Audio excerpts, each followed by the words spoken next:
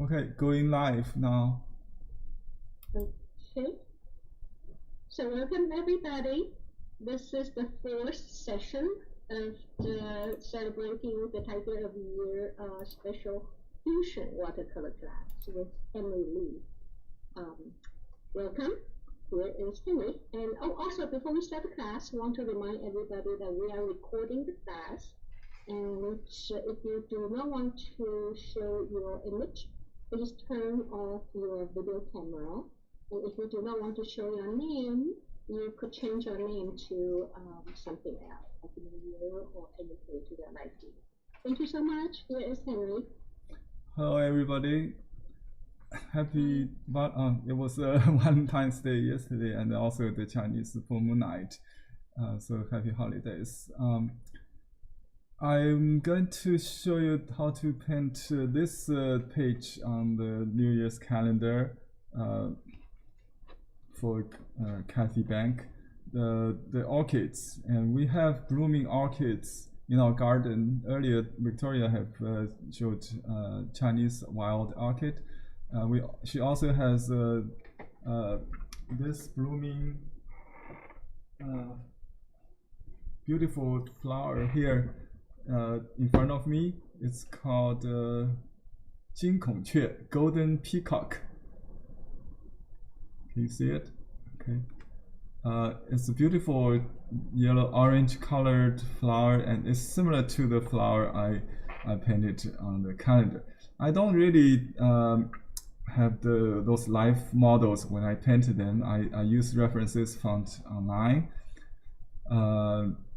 So there are plenty of them. The main flower here is called Sachytropsis or something like that. Very strange name.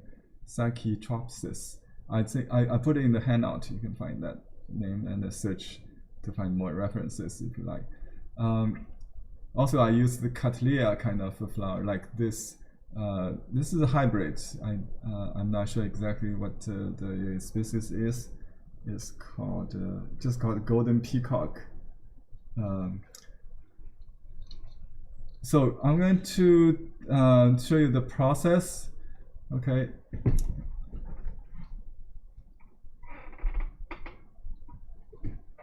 Let me turn to my table here. So this painting was I painted approximately 13 by 13. They cropped it a little bit, so actually it's become 12 by 13. I just realized that. But so we can if you have the hard copy, the advantage of doing this is like I can put a piece of rice paper right on top of it. Actually, I did some preparation here. Let me show you what I did. Okay, I draw with this iron skin paper kind of. It's not iron skin paper. It's the Mulberry number 2B. As you know it, we have been using this in the previous class. I hope you like it. I will mount it on mixed media paper. Some of you ask why I don't want to mount my paper first. Here's my answer. I want to use it as a tracing paper before I do anything, right? So I put my pencil marks on it. Can you see it? I'm not sure, but there are pencil lines. I traced right off the calendar. And also, I think this paper is pretty waterproof, this print, I mean, this calendar paper. So I painted some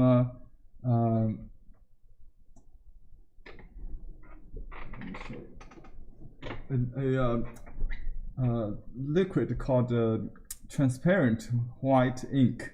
You can use milk or alum or other water resist, we call it sizing material, to block the absorbency of the paper. Presumably the paper is absorbent first, it's unsized, so you can use any sizing to prevent to change the absorbency. So that creates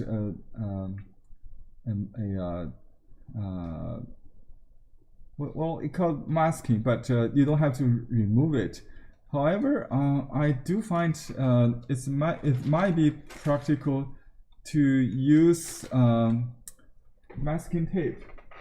So you know, I got some here. I will try many methods maybe on this, just see which one works. So like I need to have a white area here. I will cut a piece of masking tape. Just you know, you can draw the shape if you want. You can just roughly the center of the flowers shape, like a kind of peach fruit or something kind of. Just, you don't have to mask the whole thing. It's better to reserve the white, to skip them, you know, to paint negatively, right? So to preserve the white, we don't want to use white as the white is the last resort, the gouache. So you can put a piece. If you want to wash it on the back, it's the best.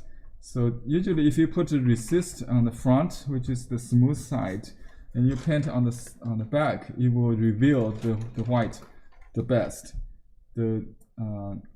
preserve it the best. Let me see. It's kind of hard to put on the back, you know, with masking. This is more direct, so I just put it here, just to enhance the resist I already put there last night. Because if you use this kind of, I think for any sizing resist, you don't want to use heat or you know, hair dryer or iron to dry it. You need to let it dry completely. It takes time. So I did it you know, overnight. Put another piece for just for this the whitest part. I need a triangle shape. Let me see if I can do it on the other side. Just try different. You know, they don't have to be exact. Just some irregular shape to get some white. Let me put it on the back. Whatever. We just try. So this will peel off later, right? And then I have other resist I already prepared last night. So you cannot see anything, but it will reveal, I hope, when I wash the background with greens. So in this color theme, if you want, we can do a little color study just to plan our approach. Maybe that would be a good idea. Actually, I usually do a color rough for the client, a small one. Let me see if I can find that.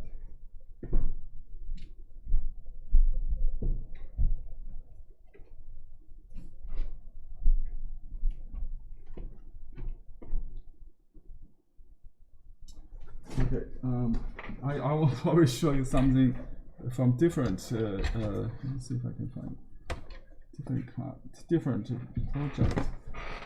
Oops. Usually, I just use my sketchbook, just like you know, very rough idea, very small. Could be very small piece like this. This is from other watercolor class I did.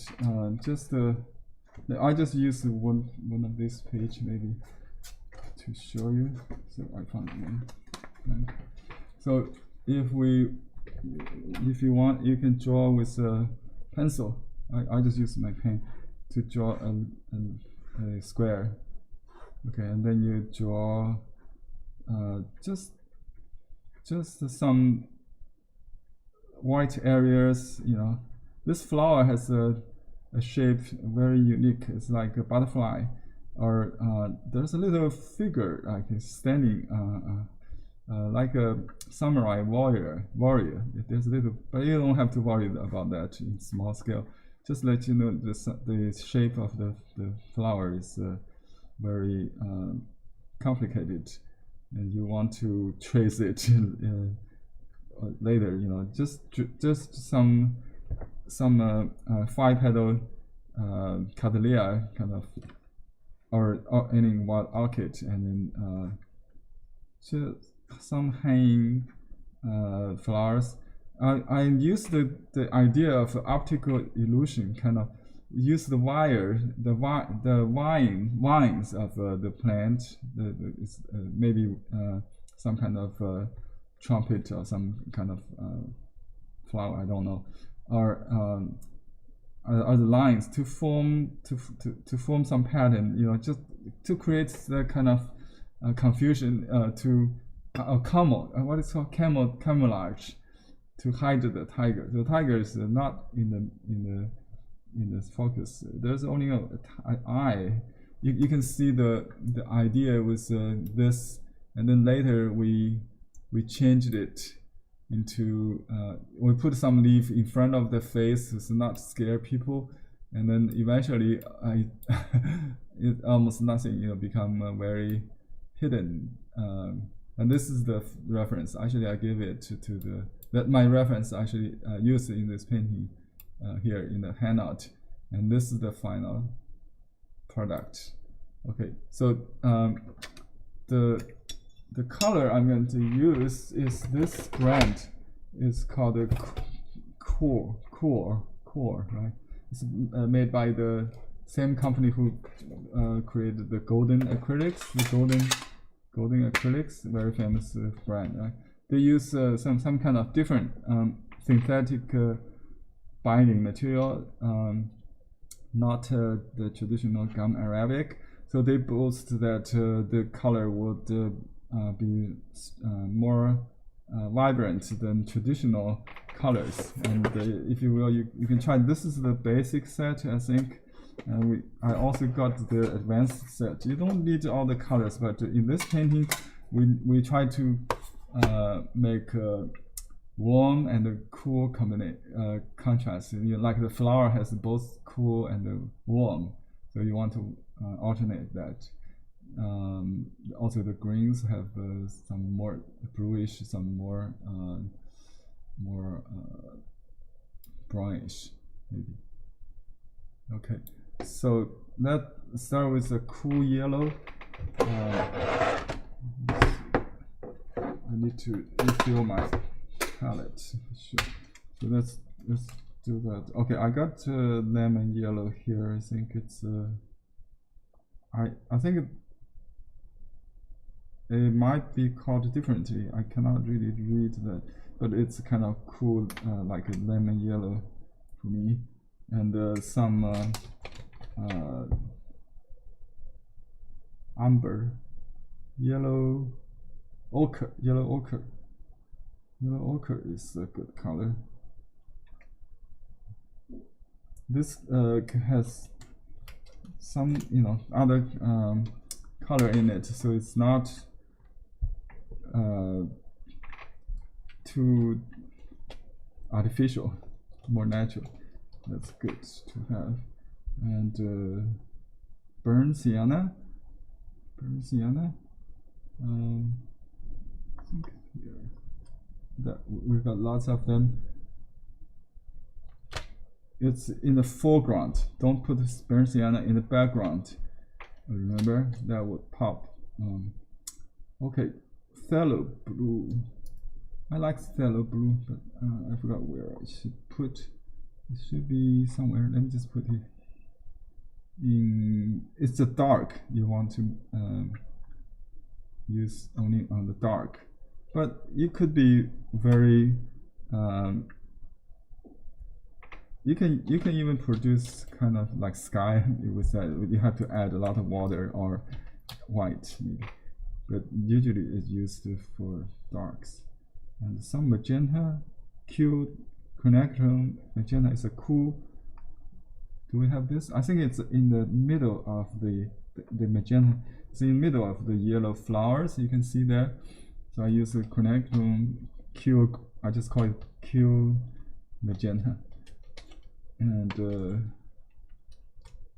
so we got the yellow, orange yellow I think that's I have enough, so that's probably it. I don't have to refill that. So I'm going to wash the background. Just even on small paper, I just use large brush. So I want the brush is full of pigment. Okay. Just soak the brush first in water and then load it. And you can. The advantage of the flat brush is that you can combine different colors like yellow and blue on the same brush, or light gradation. So you don't have to use the side. You can paint with. Let me mute my phone. Sorry. Oh, I have to take care of maybe an emergency call with the bird. I don't know what happened. Okay, hold on, just a second. Okay, while Henry is doing this, I just want to share with everyone that there was a hummingbird. Yeah, I'm in the middle of a class. Can I call you back in? Passion fruit. Is there something wrong? Is anything wrong? Fruit that grows in Henry's yard. And the bird laid 2 eggs. One of the eggs hatched. No, don't touch that. I'll discuss with you later. You don't need to. Hatched February 1st. Both of them are doing very well, but one of the passion fruit fell down yesterday.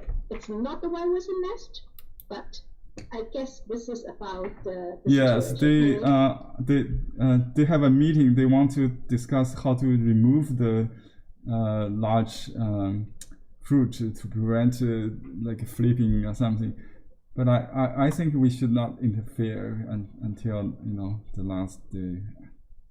Well, it's kind of a story in life story. You want to follow it really. We don't know the result. We have to keep watching. That's why live cam is so different these days. So we can watch the birds from hatching to fledging with all the difficulties the birds have to overcome. Thank you, for following that and sharing the story. And I will give you the link maybe after the class so you can join us. And maybe we'll do a class painting hummingbirds together. We have one wild card. Yeah. An idea. I have been following, and it feels like these little birds are my own children now. So I would love the idea of having a class dedicated to hummingbirds. Yeah. Thank you. So yeah, let me just paint the background. You can just use yellow. Basically, there's a lot of yellow here, so you can wash basically. Just leave a little white, and at this point, if you want recover some, this is watercolor. The watercolor paper is easier to get white. You can just recover the white with a tissue paper towel, right? Something like that. Could you zoom in closer to what you are doing so people can see? Thank you. Okay. Because the image is small and the color is light. It's harder to see before. Okay, I'm sorry. Thank you. I think it's focus. Let me just focus. Whoops, I'm taking a picture. Okay, that's good. Okay, then you have to kind of dry it. Let me just use a small hair dryer.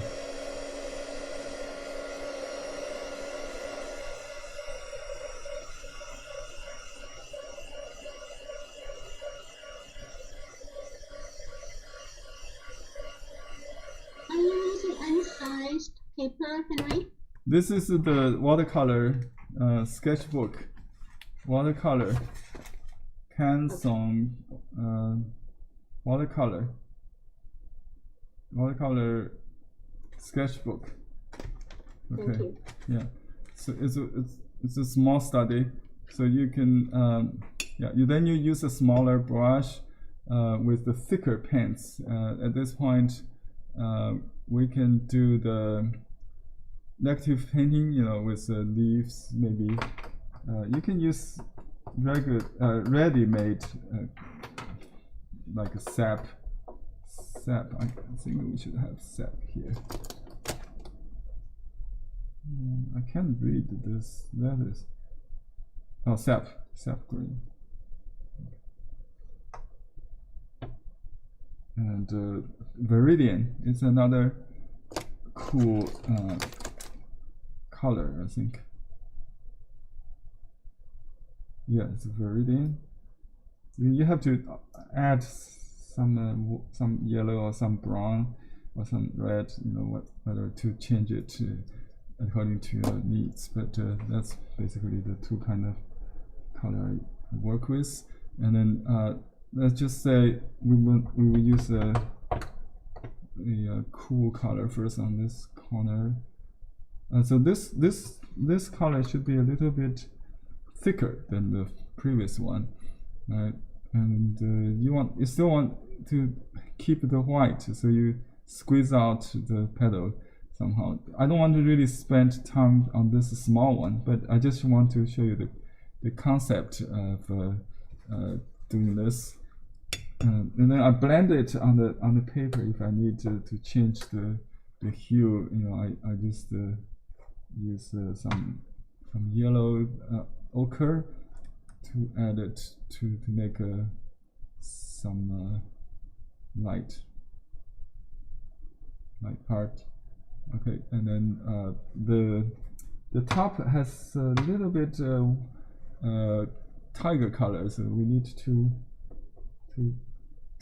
create this camera this like a tiger color everywhere to confuse not just the flower petals, but is in there. So this is the medium.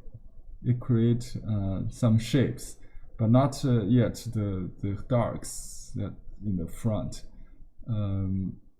Anyway, it's just the concept you want to study for you to increase. So basically, I will keep the color around the flowers cool. It's like fern or other plant behind. So you can use some really dark ones to contrast out. And then, but you have to kind of, they're light ones within the dark. So you have to, but they are lighter than, darker than those lightest light on the petal. So it's a kind of a play of the value game. To make the flowers pop, you have to eliminate other white part, right? So that's the idea. And then we'll put a little bit. Let me see what's on top. It should be a dark. Yeah, it's dark corner there. That kind of creates the shelter kind of. And there's some directional lines, and the calligraphy will add that later. So basically, this is the greens and the yellows. So the green is basically on the bottom part, but there are some yellow and red also. And the background actually is a pretty warm yellow, right? And then the burnt sienna and some kind of green, Q gold or something. That's for the background.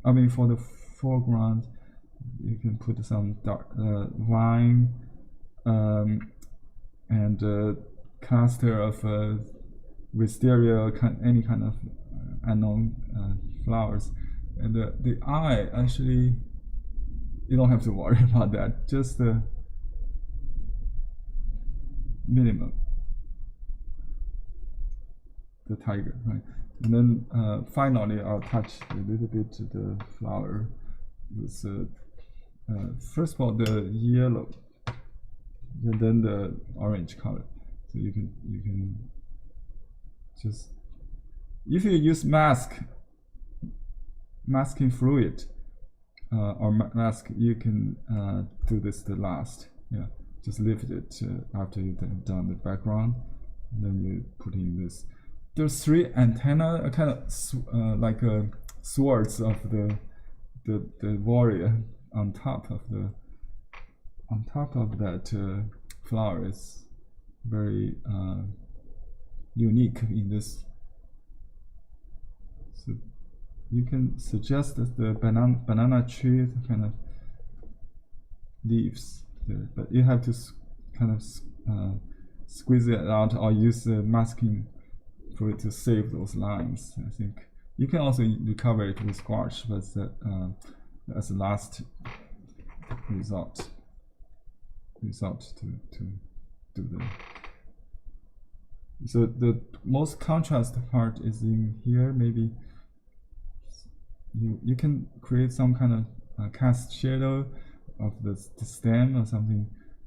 I want to do that too much detail, but just try to illustrate the process before we really do that. So that the eye should be very, very, very pale, just very suggestive, maybe somewhere there. It could be a little blue, green. Let me see what's the color here. Yeah, gray, blue, kind of. A little cooler. And in the foreground, there are some hanging stems, like those vine trunk or something. Not hang. It's like the bottom part of the hanging branches from top. That's actually I did a study yesterday with the hummingbird as the model. That if you want, we can study this kind of painting later. This is the bird with 2 babies, because yesterday was raining, supposed to raining, not raining yet. So the mother hummingbird returned to the nest after 2 days absent in the nights. So she tried to protect the babies from the lower temperature. It hit 42 last night from 62 maybe. It's a big drop. Right. Yeah. So yeah, that's the painting. But after I mount it, it will actually show better the color. So this is basically the same kind of lighting condition you see from the shadow part, and the background is light. All right. Let me just add the warms, the reds and oranges. So there's some stripe kind of. You can use a smaller brush. Sure.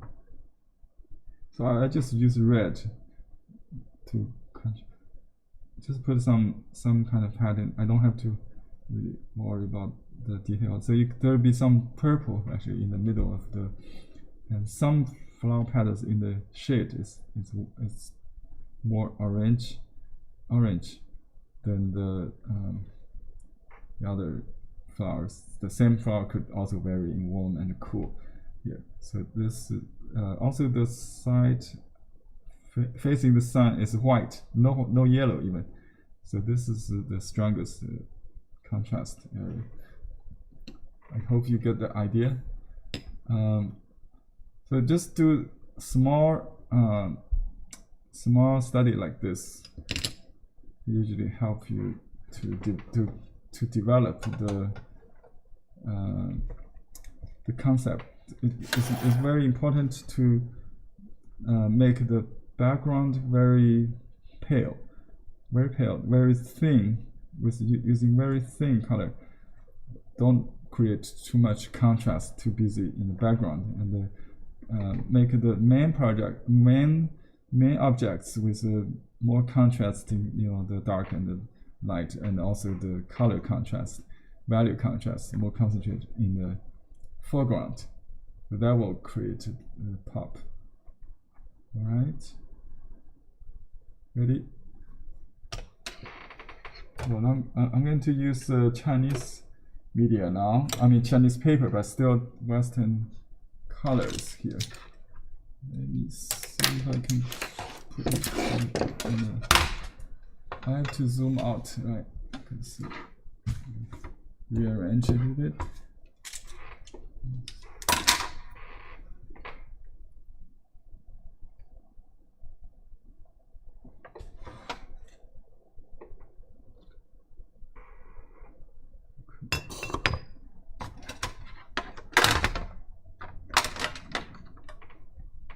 You see, okay, you cannot really see the entire palette. My palette is too big.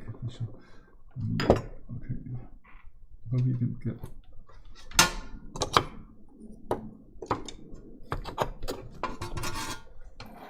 All right, now you can see. Okay.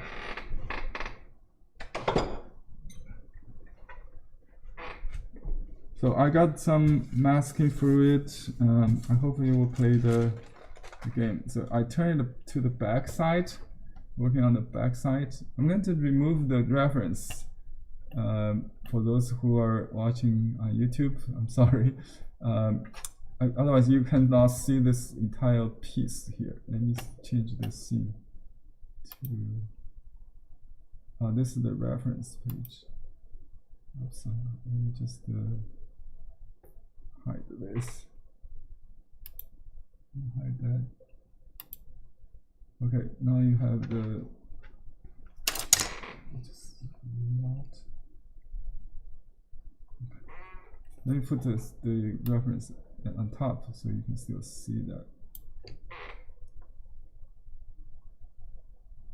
You don't have to see my color. Oops. Okay, now you can see it.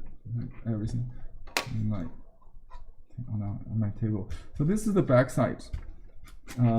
This is the front side. I have the pencil mark on the front side, traced from the print. And you can draw, if you don't want to trace. Okay, so I will use a big flat brush, wet it first. And many people ask why the brush is not pointed. Most common, you didn't wet it, you didn't soak it. If the brush is partially soaked, because the natural hair, they have to, it would take time to become flexible and okay, like that. Advantage again to use the flat brush is that you don't have to use. You can use this chisel side to paint line. It's maybe more suitable for those who are not very skillful with calligraphy. You can just paint a straight line like this, like that. You don't have to use the tip of the brush to draw a line. And also you can use the flat side to paint the surface easily for large areas. The two brushes I have basically the same kind of, with the color difference, because they are all made of synthetic hair with maybe less than 5% natural hair. Okay. So the first thing is the yellow, and maybe a little bit warm, just to make it a little different from the primary colors. So I just put maybe a little bit ochre. Also, we just test it in unimportant areas like this. Okay, now you can spray a little water to reduce the stroke, just a mist of it. Always a good idea. Even with mulberry paper or rice paper, you reduce the stroke by wet the paper a little bit. And I leave some white, so you don't have to paint to fill in all the order. So this is a glowing area. very glowing area. Oh, this is the back side. So I'm looking at it like I have to flip the image if I know how to do that. Anyway, so yeah, you have to think opposite, right? So this is the left is right. And when you paint on the left side, you have to use your other side, use the right side of the brain or whatever to see it differently. Anyway, yes. There's a question. Why do you want to paint on the back side? Oh, I want to do that. I want to reveal. You will see. I want to reveal the white resist, because if you paint on the front, it will cover it, right? If you paint from the back, let me see if that works. Even I have the mask here, and this is on the back side. It will certainly make it really. It will block the color like this, right?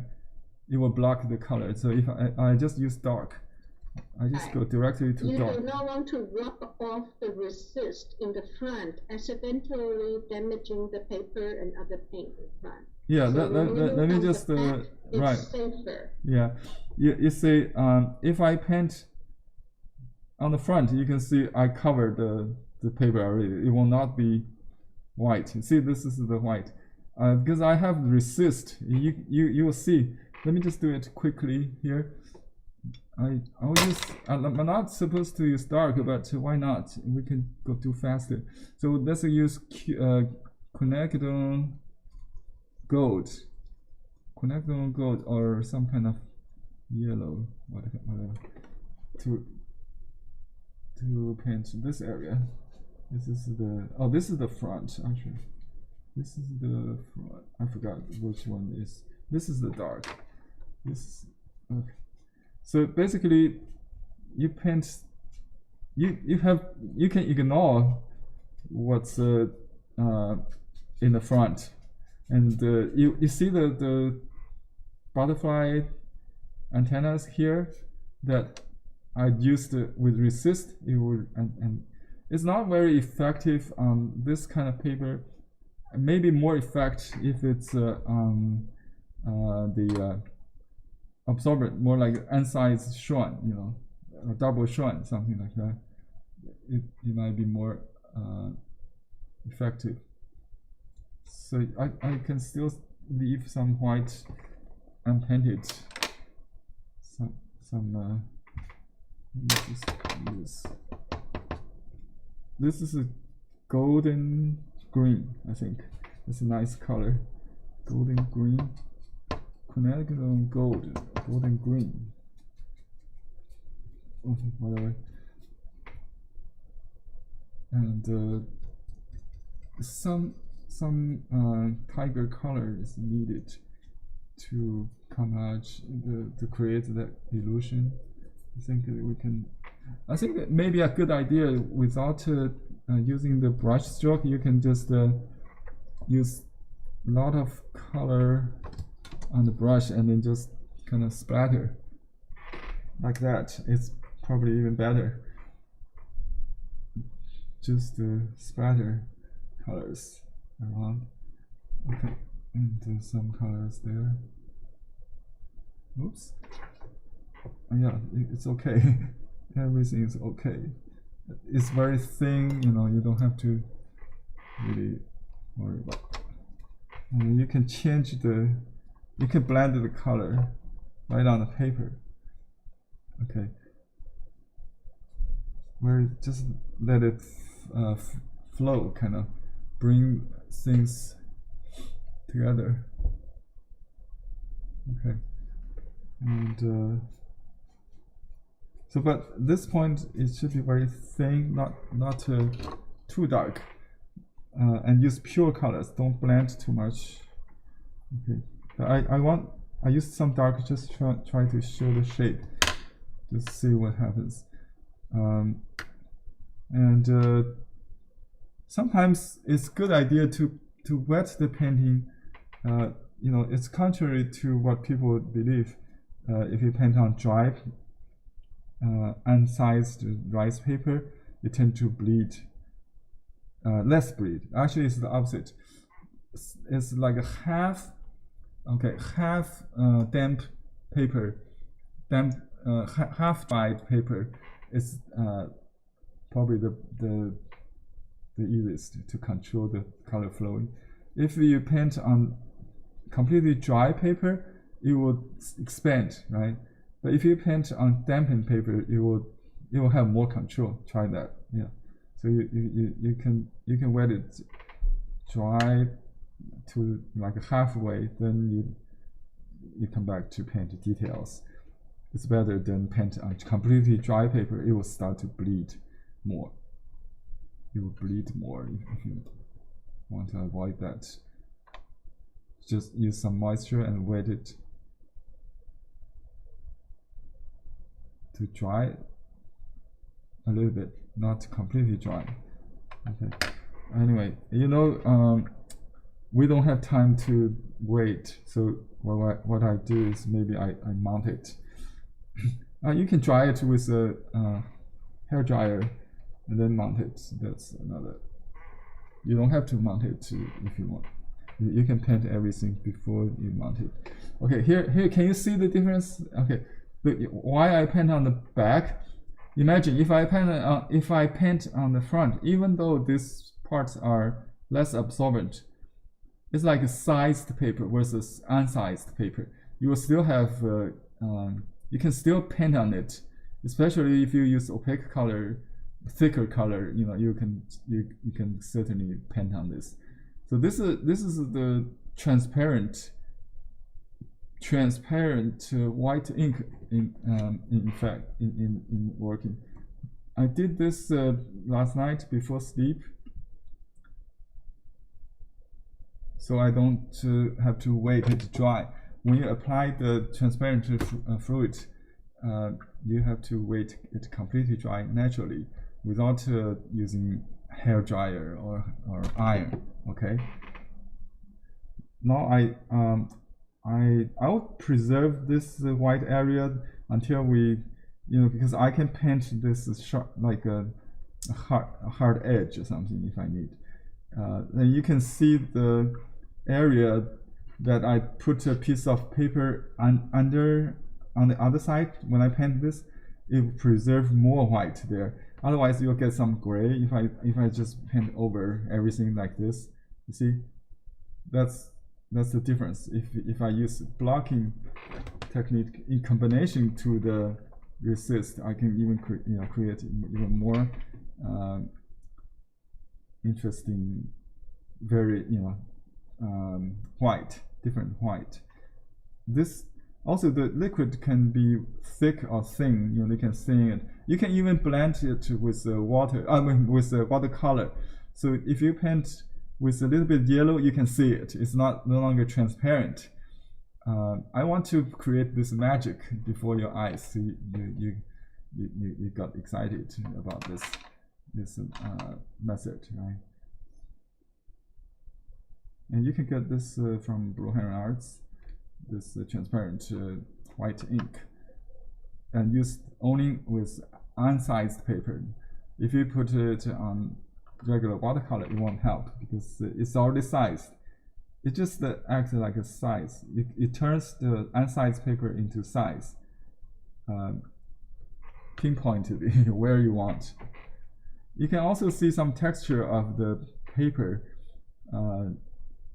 bark fiber, and like veins of the paper that shows, because I watched on the back side, this little bits of white fabric remains white. If I paint on the front, it will be like that. It would be more dull, kind of, without the little textures. Okay. Any questions so far? Not, I'm going to mount it. Or you can say dry it the same time. Oops. Okay, I got it. Yeah, this is the paper. It's called the multimedia. Not multimedia. Mixed media. mixed media paper.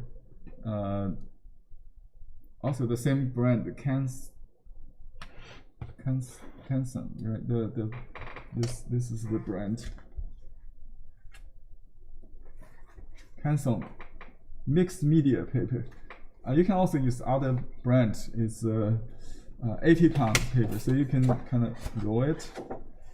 I like the weight because I can, if it's a large painting, I can send it in a tube.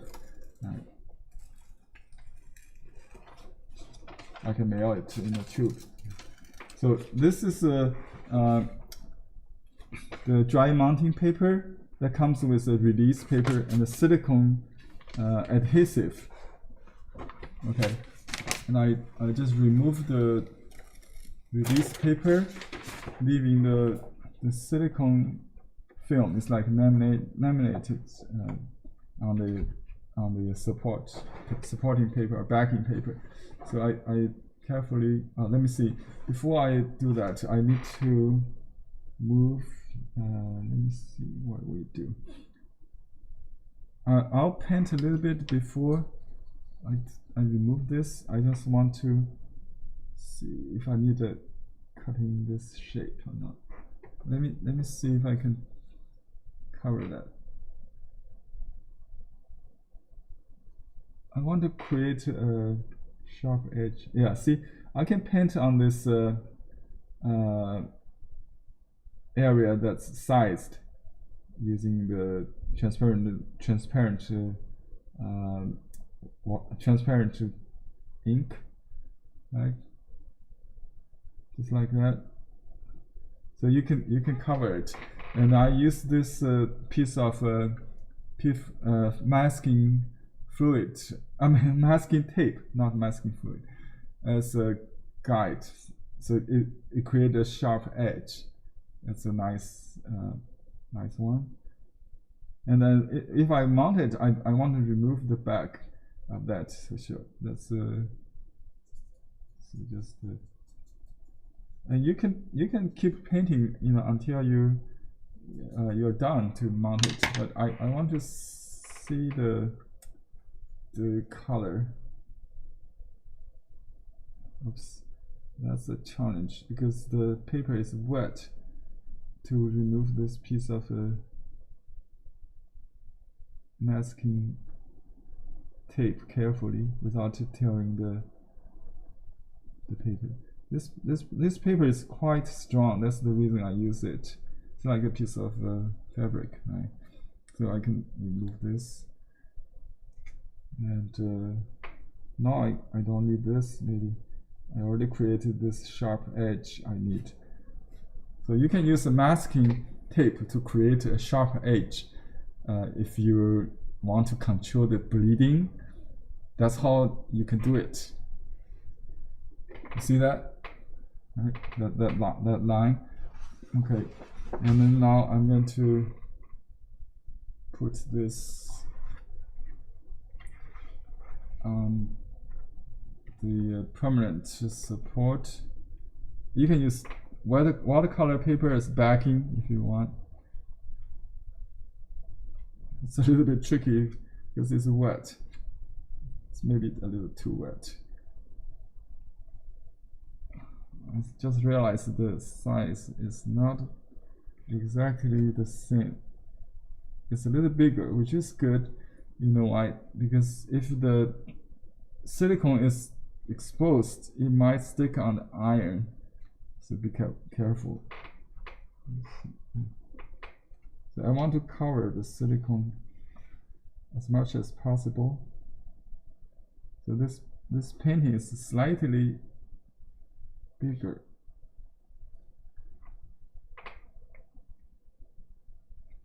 Because the paper expands when it's wet. I think it becomes larger also. You can okay. Now you can see the color better with the white. That's the reason I mount it. Okay, I can see the color better. And I put this piece back on top.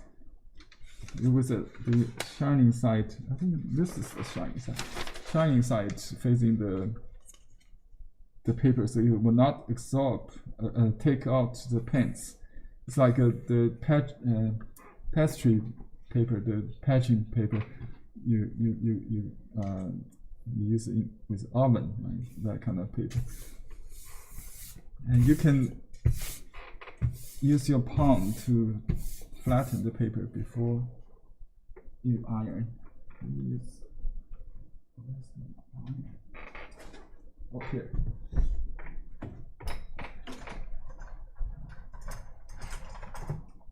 Okay, I set the iron to cotton.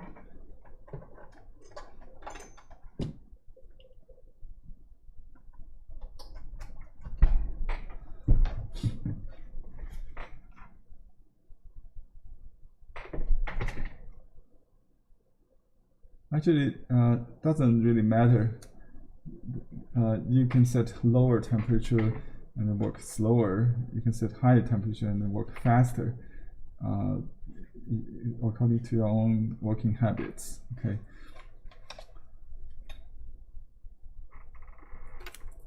Just let it warm, and then I'll start from the center and going out in all 4 directions, and then the corner.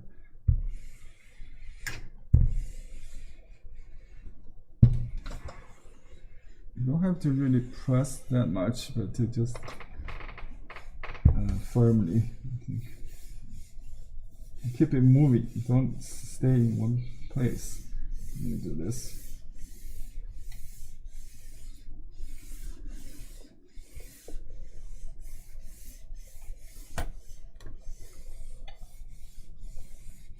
Henry, there's a question. Yes. Can you use watercolor paper for mounting? Yeah. For wet mounting? Yes. Wet mounting? No. Wet mounting. Why? Okay. Wet mounting is completely different process. You need to put it on a drying board with this with glue and let it stretch. The watercolor paper does not absorb paste to begin with, so it is definitely not an option. You have to use same kind of paper for wet mounting. Whatever painting paper you use for painting is good for mounting. You can also use a genetic paper like Wenzhou rice paper roll. That's a very thin mulberry paper, machine-made mulberry paper, very strong and thin. You can use that for all kind of painting paper, like a shrine paper. You can use shrine paper if you want to mount shrine paper, or mulberry paper to mount mulberry paper. Theoretically, any paper you use for painting is suitable for wet mounting. But this dry mounting is you cannot use. The program is there something urgent? Yeah, you cannot use watercolor paper to instead of this, because it's too thin. It doesn't serve the purpose, right? Okay. The purpose is to make it more like the watercolor surface, a hard surface to work. Okay, understand? You can see why I mounted, because it looks much darker than it was, right? Almost too dark. Almost too dark, yeah. But that's okay. It's in the jungle. So that's what I see when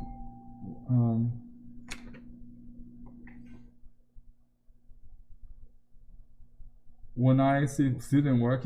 After mounting, it's usually too dark. Right? Even with any unmounted rice paper, can you get the doorbell?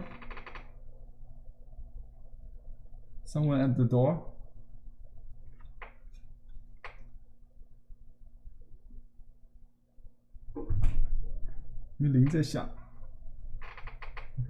Sorry, we got someone deliver or something. So try to estimate the value when it's wet. It takes experience. And the best experience is to see the painting at the drying state. You know, this is not completely dry. It's still a little bit damp, like this area. This area is drier, so it looks lighter, right? I can just make it evenly dry so you can see. But sometimes it's a good idea to leave a little bit moisture. You know, you can spray it. It's ironic. You dry it, then you want to paint wet in wet. You have to wet it again. But that's a different stage because everything's already set, so it's not blend, become muddy. You know. So you want to set this layer before you continue. So I got this eye. I want to just to make the hidden focus. So I put a little bit. You see what we got? I forgot. I think we can. Maybe we have two questions. Yeah. Is that transparent resist only good for rice paper, or it can be used for watercolor paper? Good for what? No, it's not good for watercolor paper at all. Only for rice paper. Only for absorbent paper. There's no. Absorbent. Okay, a little bit of history about watercolor paper. After the Chinese invented paper in 2000 AD, I think, a common era, in Donghan Dynasty, the Eastern Han Dynasty, the Chinese have, you know, in the medieval China, they started using paper for calligraphy and painting, but not until maybe in the Renaissance, sometimes in the 17th, I don't know exactly what date, but you can check the history. That the British learned the paper making skill from the Arab, maybe through Arab, the Chinese way of making paper. So they started to make the mill, this paper mill, and then produce those the paper. Before the Bible, any book is written on skin of goat, right, or some kind of calf skin. Anyway, so watercolor is after they produce the paper, but the paper they make is hard sized, which means the size is in the pulp. They modified the method of the Chinese maybe. So the paper does not, even with a cold press, either cold press or hot press, they're sized, hard sized. They're wax kind of thing, wax or on them. I don't know exactly. In the paper itself, it's not on the surface only, but this still they probably put more size and still on the surface. But the Chinese paper has two kinds of paper. One is raw paper, we call it. Raw paper is unsized. It's also known as unsized. The unsized paper could become sized with exactly what with this. It's a mixture of alum and gelatin.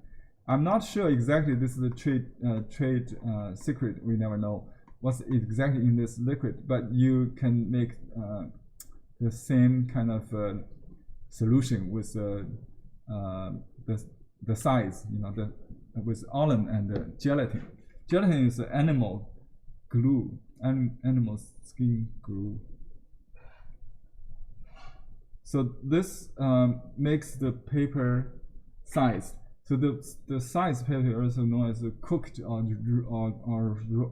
cooked or mature paper, 熟宣 or 熟 paper. That's non-absorbent. We have that with just for gongbi painting, for elaborated style, not for 写意 or spontaneous style, right? So even with Chinese paper, you have to use it on a raw paper. So this, because if the paper is not already non-absorbent, doesn't make any more non-absorbent. Right? This is water resist, so it changes the absorbency. You can see this. You can still paint on. It become it become the mature part, or what do you call the cooked part, or show, or sized part of this. You can see if I use the piece of tape on the back side, it become completely it completely blocked the any color I wash. So now you see this white is really vibrant, right? Because I put the tape on the mask on the masking tape on the back side, and before I wash the color. Because the solution is not 100, it's not 100%. You have to apply 2 times on both sides to make it completely sized like this. I mean, yeah, if you want to reach the pure white, you can do 1 time on the front and 1 time on the back before you wash, and then you will have the pure white. The advantage of this is you don't have to remove it, and you can paint on it. It's more natural to apply this with a brush. I use the same brush I paint. It doesn't hurt your brush, like masking fluid will ruin your very expensive brushes if you use that to paint. I can use my best brush, 1:2 calligraphy brush, and with this link, and just wash it out without any worry about damaging the brush. That's the best part of this. Okay. Thank you, Henry. How much paper could be, and if you use that small bottle, how many paper can it? Oh, I just use 1 dip for this whole like a whole area for 5 flowers, 6 flowers. I use the dry brush. I dig right into the liquid, very clean brush, soak the entire brush with the liquid because I want a pure liquid. You can also pour a little bit to the palette to use it. Use a little cup or dish saucer to use that, and it will. It's just like if you don't waste it, it will last for a year maybe. Thank you. Yeah. Also, when you apply this transparent resist, right now that is the top surface, right? We're seeing the area where you apply the transparent resist, correct? The paper or the transparent resist is applied on the front. Perfect. Yeah. Right. Right. So right now and then, it's showing this shows because let me show you another example here. I did some experiment. This is my first test last night. I didn't wet it completely dry. I think I blowed it. It's not completely dry, so it's not. And I washed it on the front. Maybe I also used negative painting, so it doesn't really help. This one shows better because it's on different paper. This is the Mulberry #1, which is smoother without the stringing fibers. And I ironed it. I completely dried it, so you can see the hard edge. I don't like this because and also when I paint this, the brush is so wet, so the stroke blurred. So you want to paint with calligraphy, not just filling the blanks, like kind of thing. It will blur like that. So it's not natural, but it's kind of nice. I can still change the edge if I want, right? This is on Mulberry paper #1. It works, basically. Yeah, you just need to get used to it. With some kind of calligraphy, you can get a dry brush effect. If the brush is not completely dry, and you can have some kind of see-through with a flying white. When you paint, you skip some unpainted areas and then just leave it. And when you wash the background on the back side, I washed on this side, it will show that exactly. So this is basically how it works. Thanks. Henry, there's another question, very specific technically. When somebody wants to make this transparent resist on their own by adding alum and gelatin themselves, do they need to follow a strict ratio? Yeah, Also? I think it's Yes? 10. Okay. Check the product description. I think, yeah, it's not. It's like Chinese cooking. They always have adjustment according to the needs and season, and maybe weather or something like that. But generally speaking, I think it's probably 10% of each, or 10 to 15% probably of each. Yeah. So Tammy, you could figure it out doing some Yeah, math. yeah, Thank yeah, yeah. You need to experiment. Or some says, you know, the full solution of alum will do it alone, but that's a different approach. They use that for painting icicles. You know, I have a video on that, but that's a different solution. It's called a full alum solution. It's also a size. Yeah. So Do you have a name, a product name for this transparent resist? it's called the transparent white ink. Transparent white ink. Yeah. Transparent white ink. Yeah, Thank you. we have this as the product name. You can search it on our website to find it.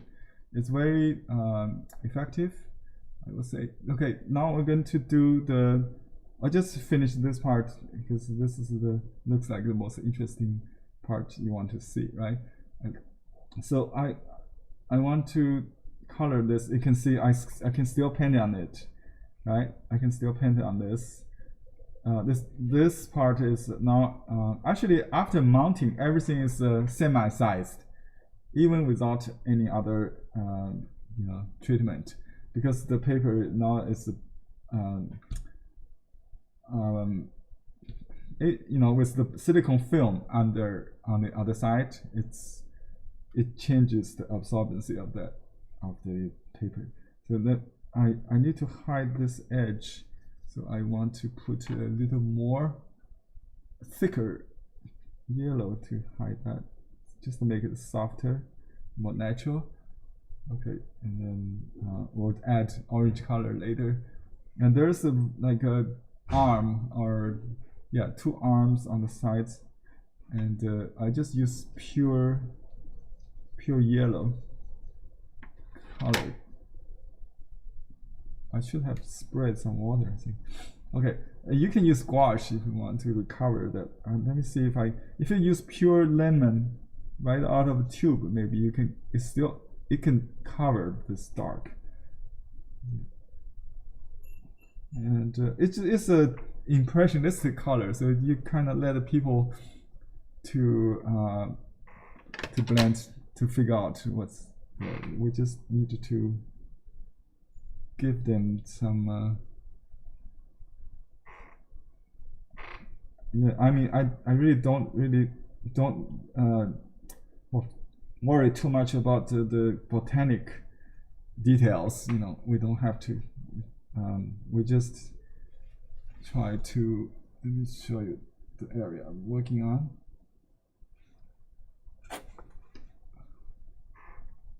Okay. It's a little bit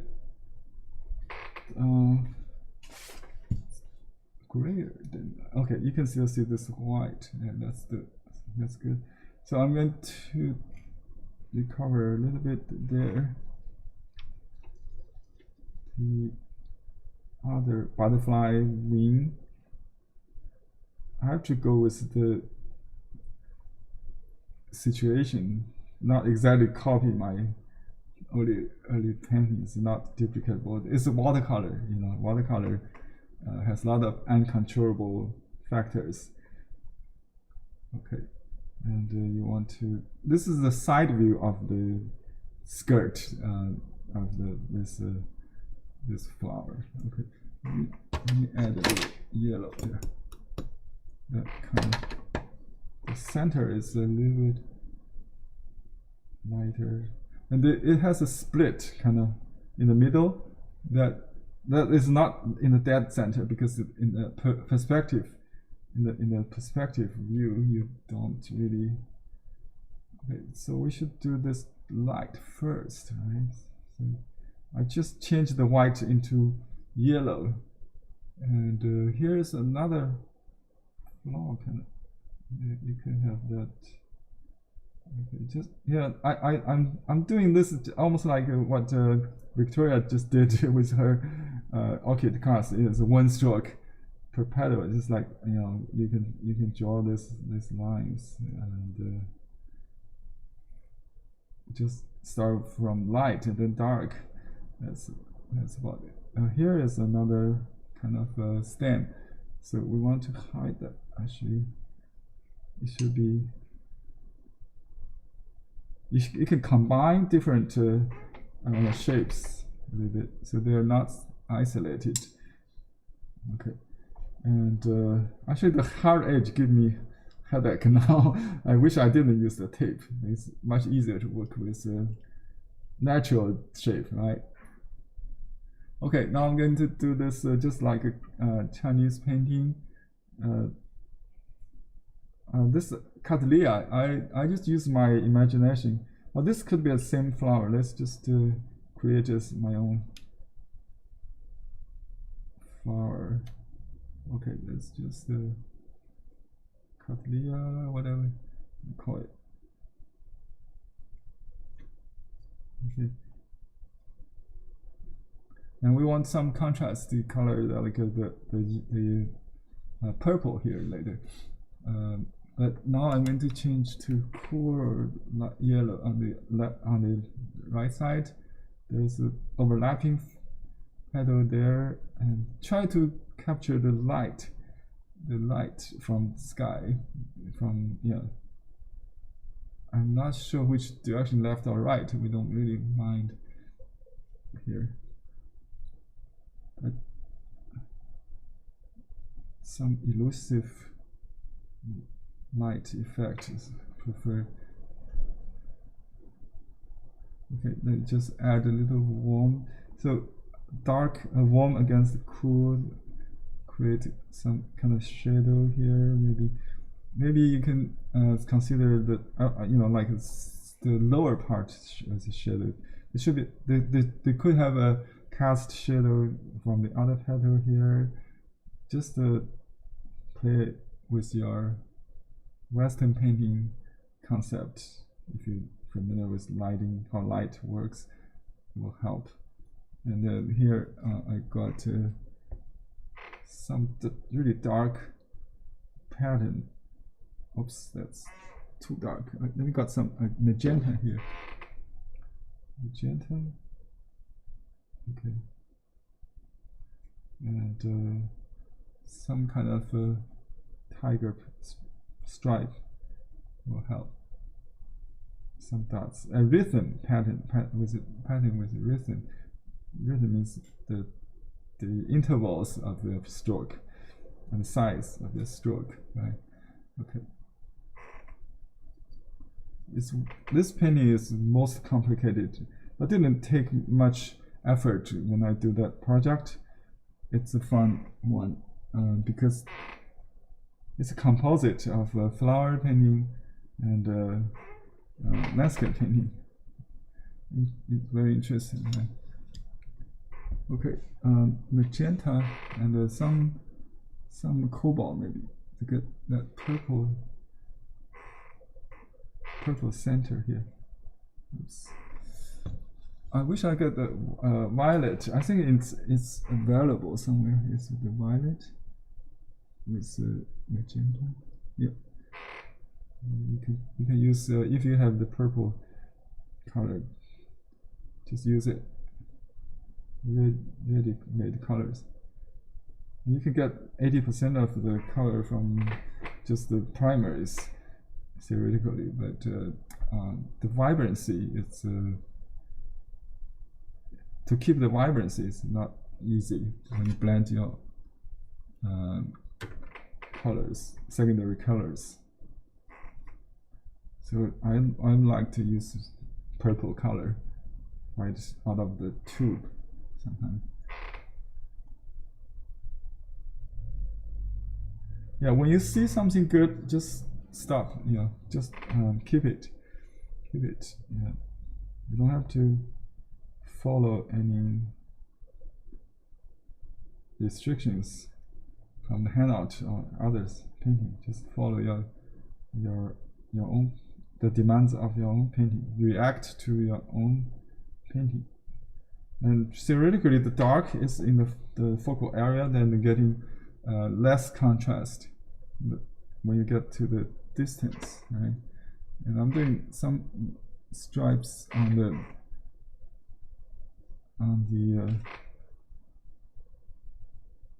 some warm against light yellow. Try to create the illusion of the details, but without really worry about detail. Worry about pattern. Okay, and okay. What's the time frame? We have about 1 hour left. Okay, that's good.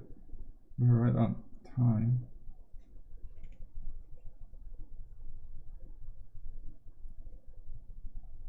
And some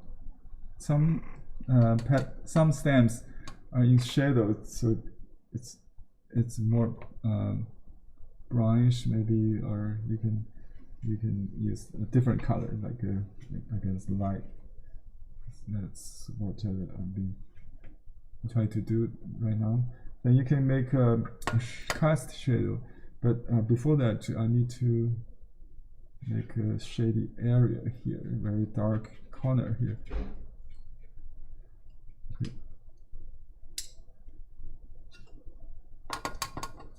Negative paint a little bit to cutting the shape of the petals. At this point, I really don't worry too much about the hue as much as the value. I try to get the value correct. Generally, this is the blue area, but I can change the hue into more like with the yellow and red later. I just use more blue to start with, but there are areas with some red. You can change your hue easily, and yeah, some red in the background. The vine, there's something like that, something like this, and going up. Okay, this lines is very calligraphic. We want to draw with rhythm, and when you change, you can combine different cool or warm to create illusion of light again.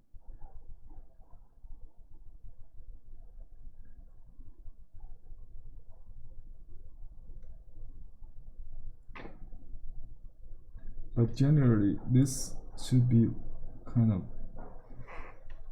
warm, so I use a lot of brown color here.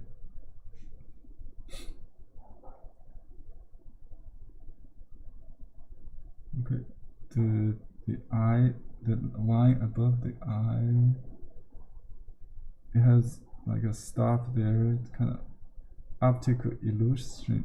It's the vine or the eyelid. I don't know. It's just the optical illusion.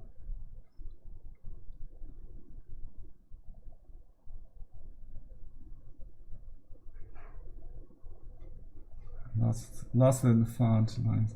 But anyway, I should do this later.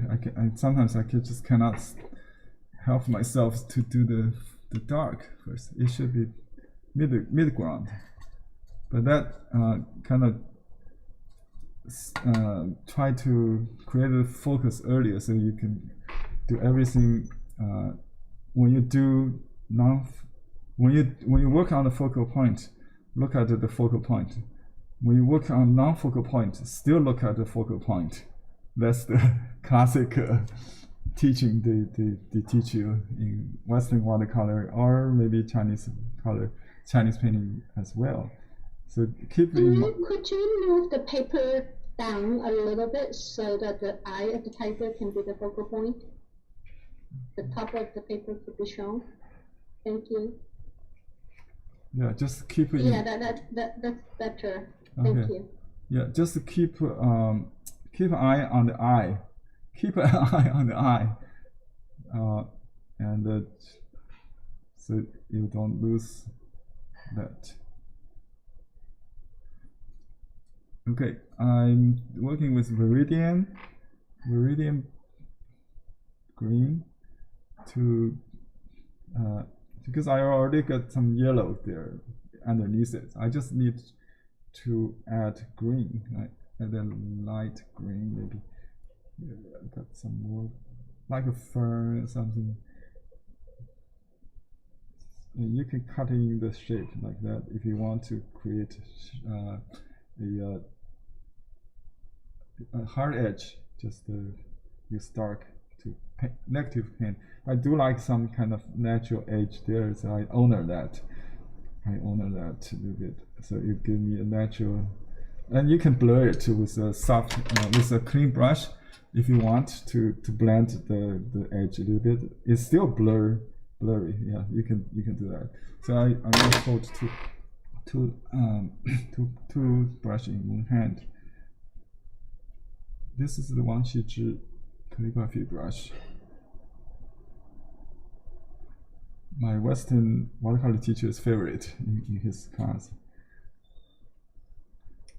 Sure, Robert Sherrill in Art Center. So I just fill in those colors according to my work there, and just negative paint a little bit. So there's transition from cool to light, and from hard to soft. So the focal point is harder here. And if we have a limit of time, you usually work better because you just complete the most important part first.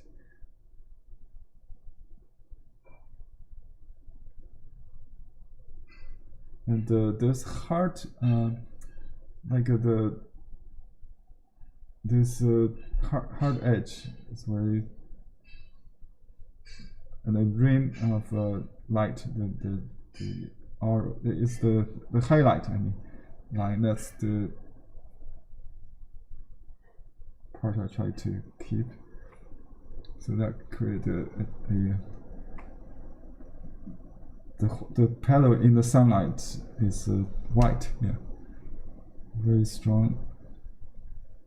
Okay, and everywhere there's a pattern of. You remember the grouping when we talked about vary the shape of stroke in terms of large, small, and medium. Right, large, small, and medium always from a group. Okay, I'm going to draw some directional lines like in a impressionistic way, like a banana tree, and that camouflage color of a tiger also. So I use a little orange color, and which separated the two sides. Maybe the sunlit side on top. Maybe something like that. And then at the cooler side, some green color, and some kind of shadow. This leaves against the light is transparent. We have banana trees in our garden that I use actually as a reference when I paint those leaves.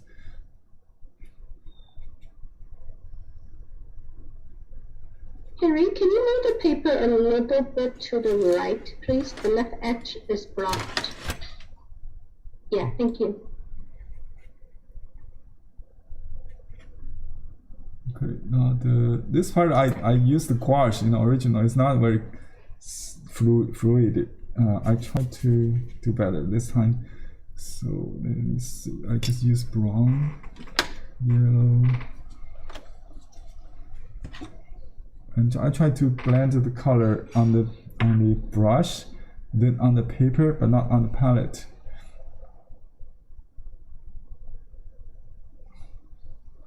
So this dark can in the eye of the other animals, the stripes on the tiger looks like green, you know, not yellow and black. So the pattern on the tigers blends well with the greens. I have a picture actually. I can show you maybe. I have a lot of reference. I can show you actually. We did a lot of study about tiger for this project.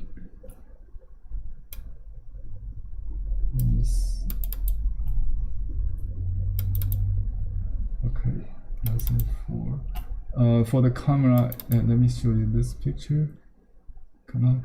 Okay. Can you see that? Let me see where's the window photo. Doesn't show. It's behind, I think. Okay, here we go. Yeah, look at this this picture. In the eye of the deer, it says everything blended in, right? The tiger stripe. The color we see is human. It's like this, and then so that's the kind of coloring the deer sees. The other predators, I mean the victims of the tiger, may not notice the predicate, the tiger nearby, like that.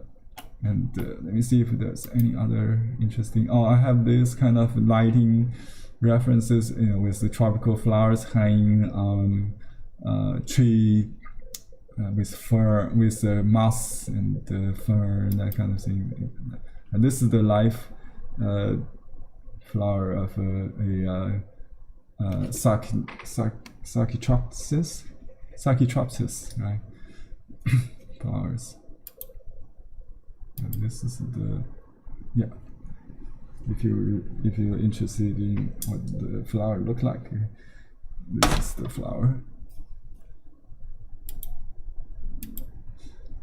This is the orchid we try to do with the dots of. You can make them look like stripes also. Dots is nice also. Okay, so yeah, there's some variations of this kind of orchids. I think it's it implies like a color of a tiger. That's what we're doing. Okay.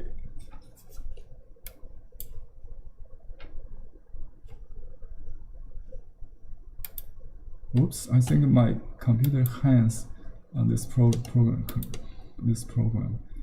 Anyway, okay, I'll change that. I will continue to do this painting, try to finish before the end of class. Since we're not going to paint the tiger anyway, I can stop any point. Okay, and we can do some shadow.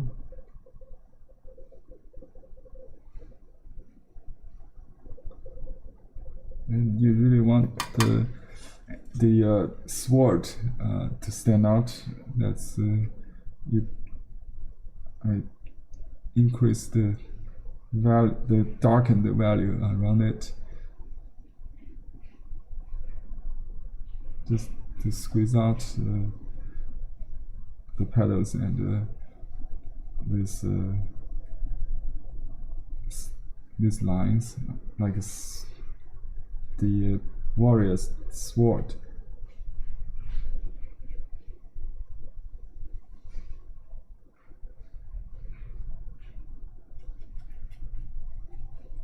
When I paint a green, I look at all the greens, so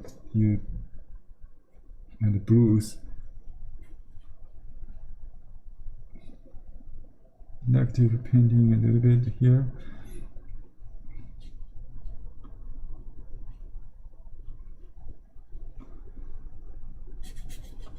You see a big arc kind of action there that goes all the way from here to here with the lost and found, suggesting some kind of banana tree leaf or something like that.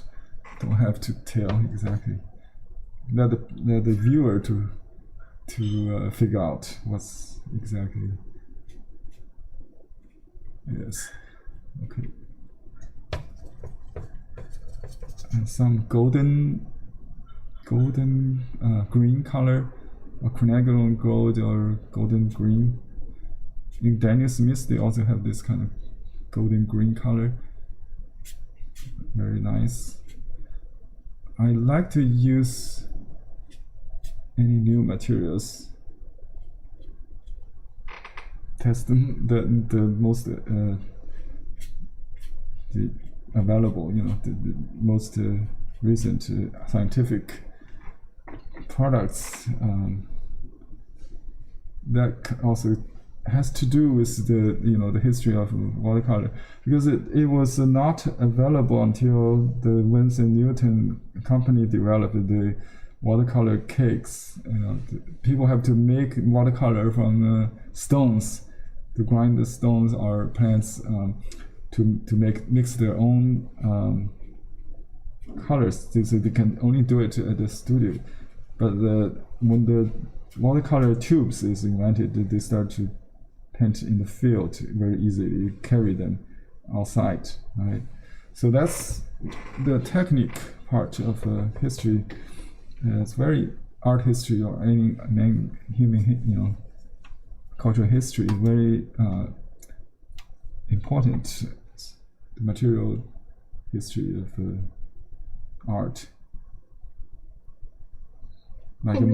Just a quick time check. It's 3 o'clock in New York, so we have about 30 minutes left. 30 minutes, okay. Yes. Okay, I'll finish. We probably won't have time to critique, but I will finish this painting at least.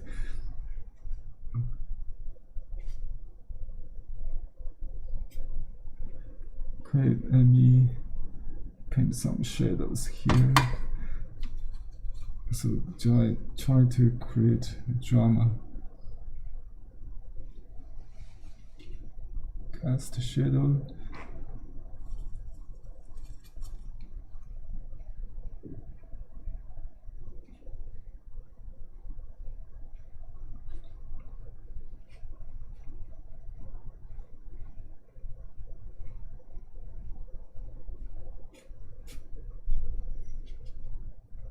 Very abstract. I really don't have to know their, what is what. Just vary the hue and keep the value that I'm working on.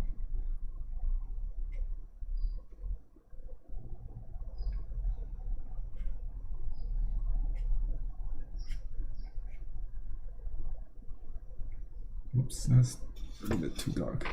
Doesn't really matter, it's all abstract, right? Okay, let's see. Oh, it's too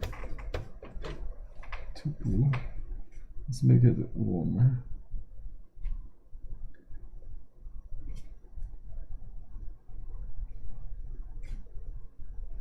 I'm really getting wild here, very dark coming out of my brush. This is the focal area anyway of the painting, not the tiger, but the flowers. Yeah, that's my idea, to use tiger kind of color, indicate tiger.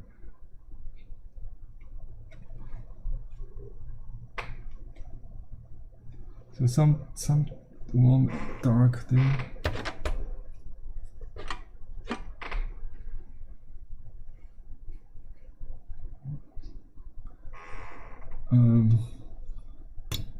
This is yellow, green.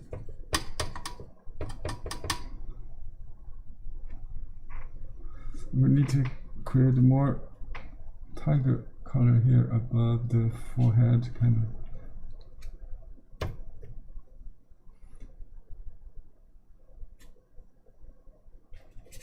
A dry stroke.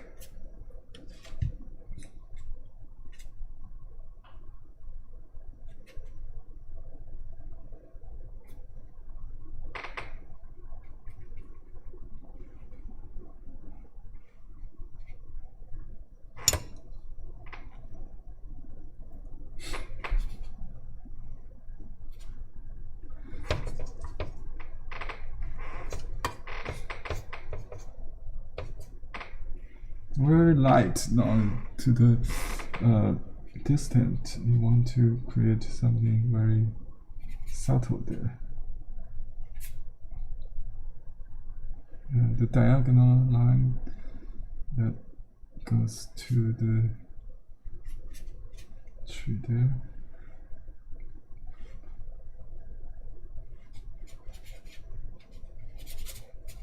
Okay.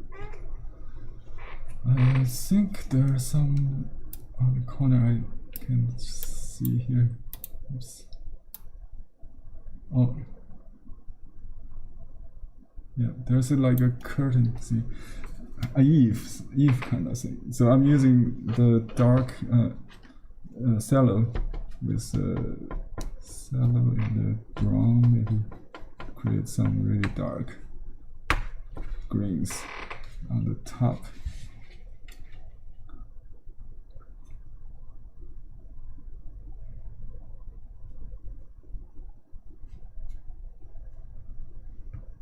On the corner.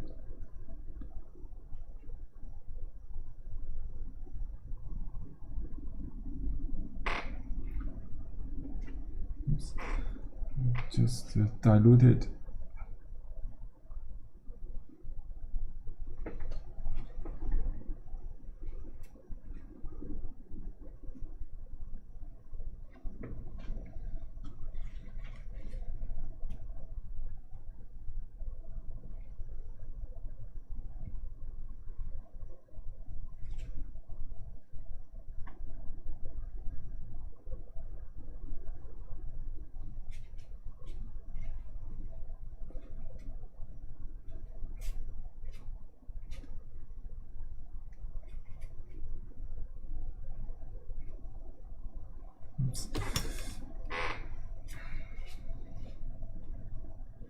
If it too much shape, it's busy. So I just use a flat wash to unify them.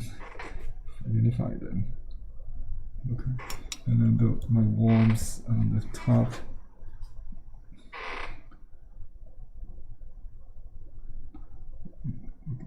Could suggest the body of a tiger or something. We just add some tiger color here and there, and some drops of oranges here, and some darks in this area. Okay, and do some hanging branches.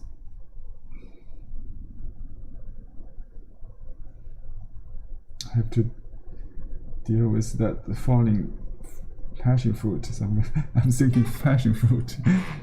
Why not just do passion fruit here?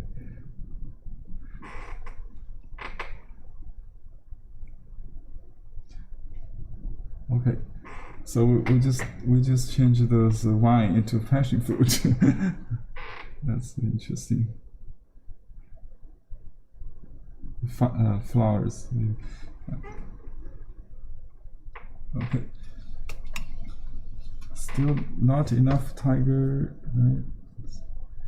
Let's try to add a little nose or something around the eye. A little bit orange.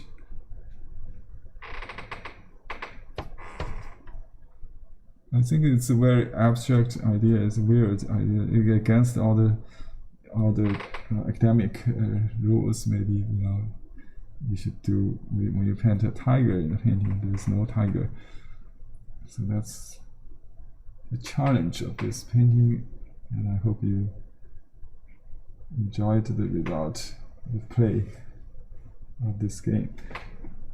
Okay, and there's some darks in the foreground.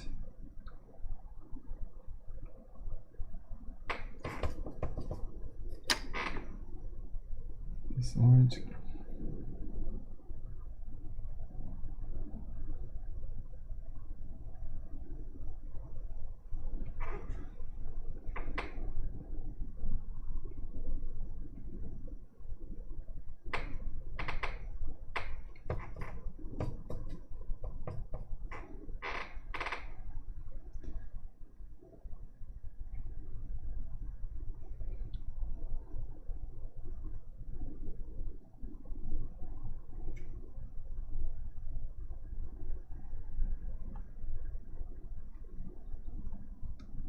Just draw some pattern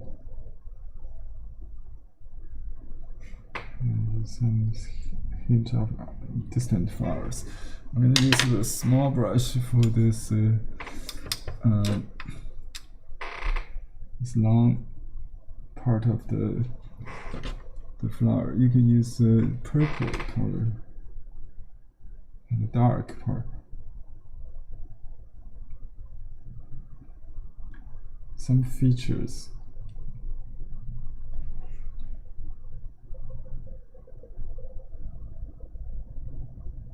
Less detail and less contrast in the distance. Just vary the size, sometimes on the left, sometimes on the right. Okay. And some features.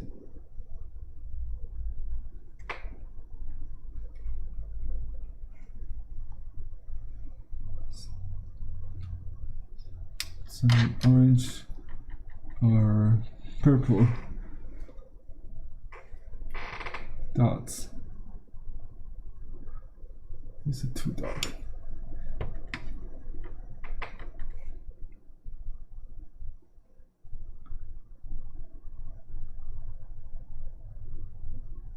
Rhythm is everywhere. Rhythm means the intervals of the stroke and the shape of a large and small. Also, the variation of this. In natural, they don't repeat. They are not even or not symmetrical. It has the rhythm of natural. So we try to, when it comes to painting, you have to really pay attention on those.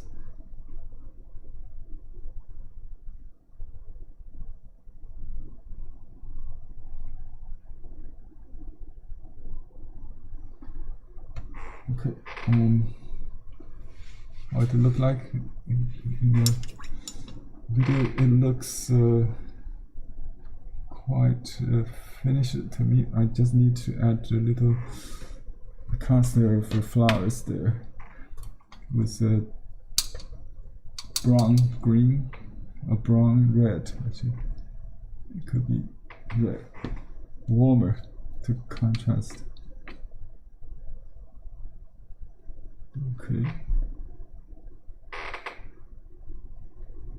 And, okay. This vine needs to be dry.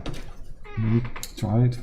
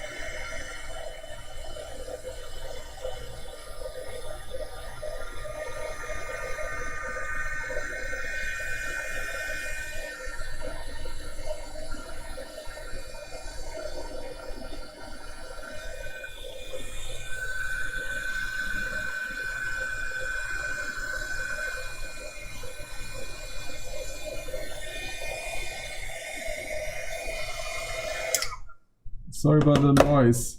I'm just finishing this vine with the in front of this eye. I need to put a little darker details in the eye later, just to define a little bit more. You don't have to define, actually it's an optical illusion of the eye. It could be this the vine, you know, the vine goes right there in the front. And just the part that created the shape of the eye there. I have a picture that actually painted the optical elusive tiger without any tiger in it, just the hole, the sky hole from, you know, the tiger.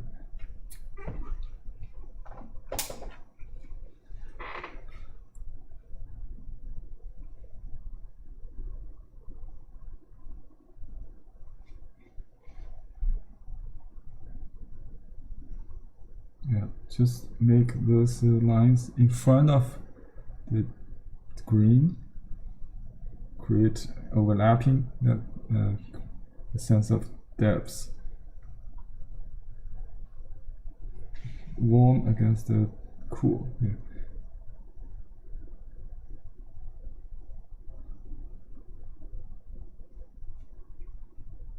Some, you know, could be bud or something detail. I don't know.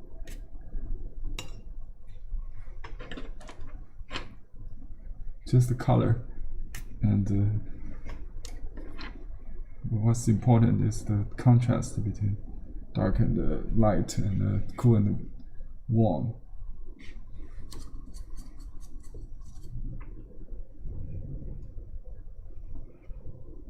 Some suggestion of leaf in the front.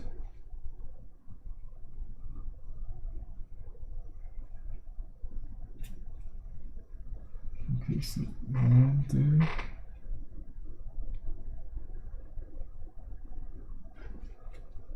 Just thinking, cool and light, cool and warm, light and dark.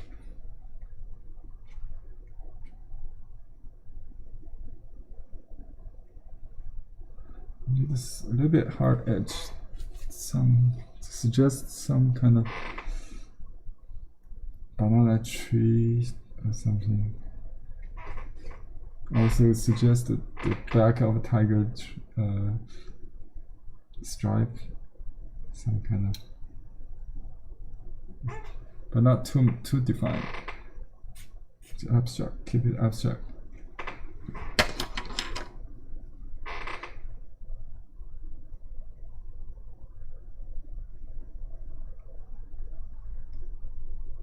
Minutes, all right.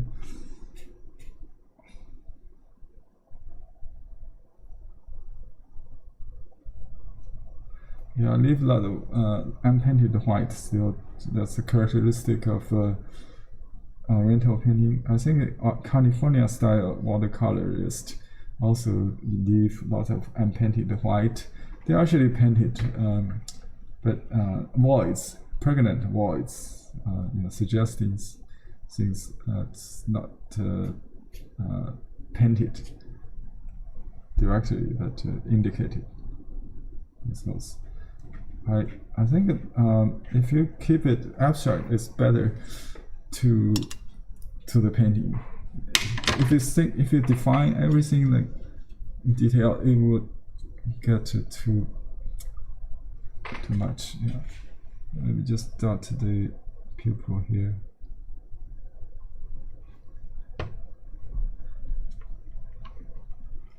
Okay, I think we should have some white there.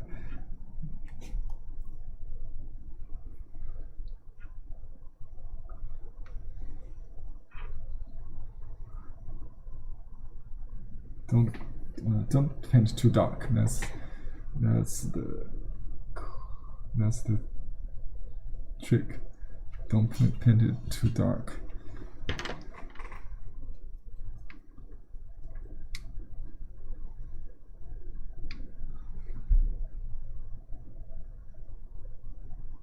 And you can use color to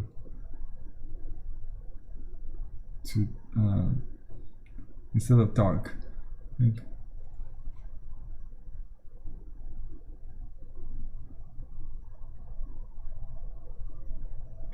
Okay. It's really in your mind, the tiger, or in my mind. It's not if you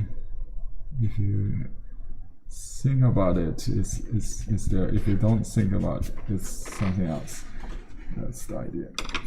Let me show you the optical elusive figure. I think I have. That's the. I didn't save it here. Maybe.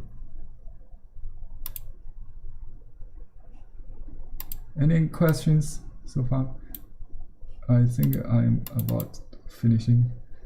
Henry, I do not see questions. Okay. Time check. We have 8 minutes. Okay, 8 minutes. Yeah. So you want to see a few paintings for critique? I know it's a very hard painting for most of you, even for me. So I don't really expect you finish. But if you want to show, that's great. But do take a few more practice. If you didn't get it, don't get frustrated. The first, this is the most difficult painting, abstract, semi-abstract painting, I think. Okay, so here's the what is called the optical illusion. Do you see the tiger and the monkey on the branch? That's one of the idea I tried to. Yes, use imagination. Yeah, I tried to ask them to do this one, and we have the 躺平 tiger. That's the real tiger. If they want a real tiger, I want to paint the tigers sleeping on the rock there. You see that one 躺平 meaning lying flat. It's a very popular concept of living in these days in Asia, in China. People don't struggle for any living or career anymore. They just lying flat. That's this tiger is formed by plum tree because it's March, right? I think I did this in brush painting already on rice paper. I didn't, but it was not proved. They don't like the idea. They got pine tree and plum blossom, but this eye is formed with the branches, not the real tiger. Here's a real tiger. There's a monkey. It's also a branch of the pine tree, but that's what we call optical illusion. So here's my tiger, and I'm not quite finished here. You're not finished yet. Okay. I think you can post it in social media or my classroom. After the class, don't hurry yourself. Just enjoy the process. I hope everybody enjoy it. Have fun.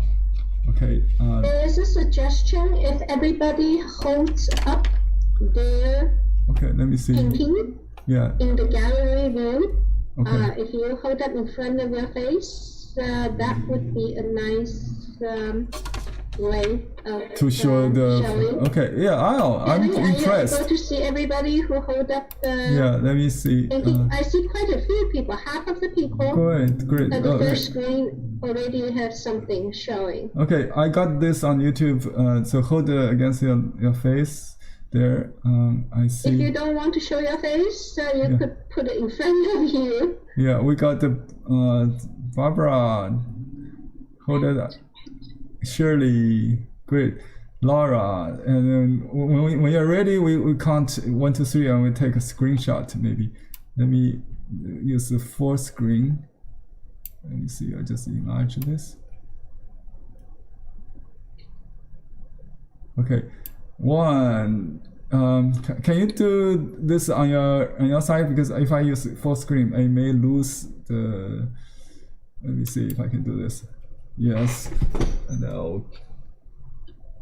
1, 2, 3, go. Okay, great. Let me see. Exit. Okay, I cannot exit. I'm gonna move to the next screen, next gallery, page 2. Yeah, It has rundown. Oops. How can There's I? Ping and Ying Huan and Caroline holding up their pictures. You need to make it more towards the center. I think I lose the whole screen view. Anyway, it's not going to work on my YouTube. Sorry about those watching on YouTube. The whole screen view just screwed up my other my other channel, my recording, I think. So anyway, let's see if we want. We have a few minutes. We can do a Do few. you want to pick one person? Yeah, we can do Suzanne. From the first screen. Suzanne. Yeah, Suzanne. Ping. Okay, the press. Okay, I will spotlight Susan. Link. Yeah. Okay, I lost the Zoom. So anyway, those on YouTube, I'm sorry you cannot see, but in the Zoom class everybody can see Susan's work. Yeah, beautiful. I like. That's what I can say. I like the wisteria, the orchid, very nice, tropical. Are you from Hawaii? No, Your daughter. I live in Kentucky. Oh, you My can. daughter lives in Hawaii. Your daughter is in Hawaii, but you visited there, maybe. Very tropical look, very nice color. Maybe the dark on the top is a little bit too strong. Yeah, I think you might try lighter, but you can weaken that. And also just disperse some darks on the near the flower. Concentrate. I think I have the same problem maybe here. I realize disperse a little bit. Yeah, just the corner on the right. Just blur that a little bit. Just make it a nice shape, not so straight, not so squarish. Just make it a little natural and disperse that dark a little bit. Okay, that will be good. Okay, next person. We're done. Well, Okay, you tell me who you want to pick. Henry, can you see the whole entire gallery? yeah, I can see that. Let me just see. Blue. Laura, right? Laura. Laura? Okay. Laura, yeah, very nice. Okay. Oh, sorry, I spotlight a different person. Sorry. Okay, I got it. Yeah, I really like the tiger eye. Very well done. That part is really good. I like the highlight in the eye. I probably have to recover mine with a drop of gouache. That's good. Yeah, I love the soft color of the flowers, and the purple is beautiful. I like that purple with yellow. I wish I had that. Maybe I can add the opera color from my tube. Yeah, that's a nice purple combination. I like the voice in the background. That's good. Very good. Very well done. Yeah, just the green shape could be a little more integrated into large shapes, Okay. And I do like that kind of small against the large flowers. You decide. You're the artist. Yeah. Just if you want to flatten the background, you can make it a little even. Yeah. But I do like what you got so far. And the left upper corner could be a little bit green to break the bronze. Yeah, that's it. Yeah. So probably that's all I would do. Okay. Thank you. And Shirley Lin. Okay, Shirley, you did on mulberry paper. Wonderful. Okay, it's still wet. I can see the translucency. Yeah. Okay, I like the wild orchids on the corner. They're very good. The large banana leaves, very, very nice. The vines, everything, and looks like the tiger is behind the vine, right? Yeah. Okay.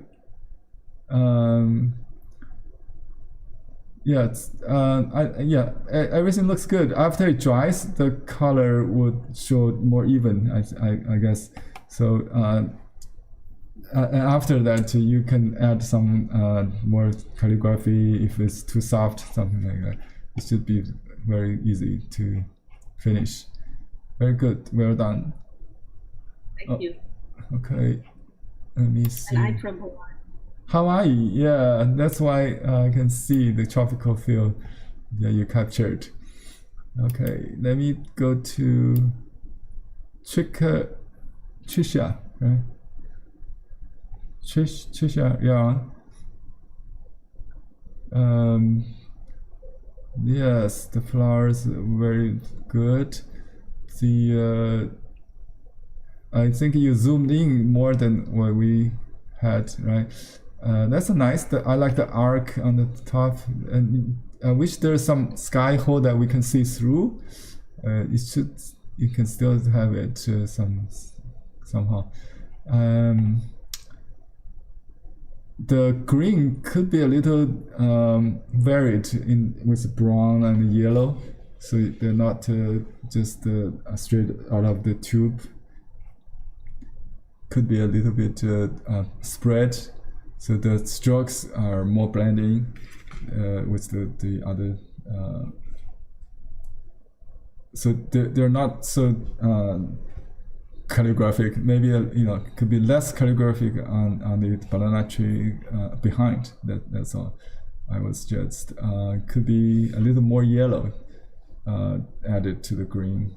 Oh, And yeah, that would be like in the lighter top part. there. On the top, yeah, that arc, it could be a highlight here. lid. Yeah, it could be lid area. That area could be a lighter area.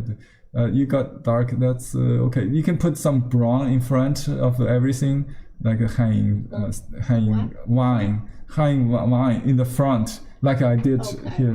The vine. Just add brown in front of everything else. That's what we got here, right? So that's in the front, yeah. So that should be fine. Very good flowers. I like the tiger lily kind of tiger orchid. They were yeah. fun. They were fun. Thank you. Thank you very much. Thank you. Okay, let me see if other. Okay, we got another person. I'm impressed. You could finish without. Oh, this is really nice. Lovely. I like the value. Look at the value, the pop of the flowers against the dark green there, and then we can see through the jungle the vine, the wisteria flower or whatever, the vine flower. I really see the depths of this. Regardless, the where's the eye? Oh, I see that eye is in the bud, right? I can see the dark. Yeah, you can put a highlight. I think I'm going to add that after the class before I sign it. I like the purple flowers you get. Beautiful. I like the contrast between yellow and the purple. Psychopsis, right? Psychopsis. Yeah, very nice. Oh yeah, you got the A. Very creative. Thank you. A plus. A plus. Very creative. Love that color scheme. Beautiful. I like the cool purple against the yellow contrast flowers. Okay, beautiful. Thank you. Thank you for holding that. And next person, Lily, are you ready? I'm going to spotlight to you. Okay. Oops. I think we got the wrong Lily. Is that champion? Let me see. Lily. Where? Okay. Ask to unmute. You can unmute yourself if you want.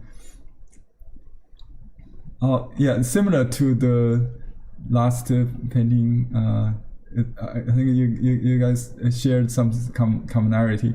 I like the green kind of wardrobe behind, very flattened background. That's the idea. You should not have too much happening besides the flowers, right? That's what you got. Beautiful.